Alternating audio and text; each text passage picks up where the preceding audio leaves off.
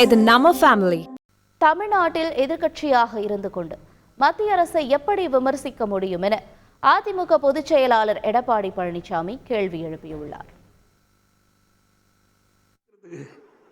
எங்க ஆட்சியில் இருக்கிற தானே எதுக்கு வேணும்?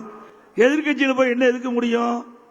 திரு ஸ்டாலின் அவர்களே, உங்களை போல் முதலமைச்சராக நான் வீட்டிலிருந்து தமிழ்நாட்டு மக்களுக்கு பாதிப்பு உண்டாக்கக்கூடிய எந்த திட்டமாவது தமிழகத்தில் நடைமுறைப்படுத்த முற்பட்டால் நாங்கள் கண்டிப்பாக எதிர்ப்போம். யாராக இருந்தாலும் எதிர்த்து குரல் கொடுப்போம். உதாரணத்துக்கு காவிரி நதிநீர் பிரச்சனை, எங்களுடைய நாடாளுமன்ற தில்லு திராணி தெம்பு நாடாளுமன்றத்திலே காட்டினார்கள், அழுத்தம் கொடுத்தோம். மத்திய அரசு, பாரதிய ஜனதா அரசு பணிந்தது. உச்சநீதிமன்ற தீர்ப்பின்படி காவிரி மேலாண்மை ஆணையம், காவிரி நீர் முறைப்படுத்த குழு அமைக்கப்பட்டது. இந்த சதுரங்க வேட்டையில் ஒரு டயலாக் வரும், நான் பல கூட்டத்தில் பேசியிருக்கிறேன். ஏன்னா அது ஸ்டாலினுக்கு பொருத்தமானதா இருக்கனால அதை சொல்லியாக வேண்டும், மக்கள் புரியறதுக்காக சொல்றேன். ஒருவரை ஏமாற்ற வேண்டும் என்றால் ஆசையை தூண்ட வேணும்.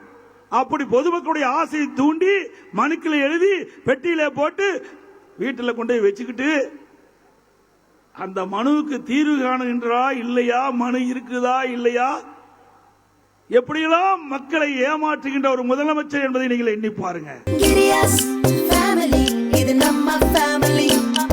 அன்புள்ள கிரியஸ், இது நம்ம ஃபேமிலி.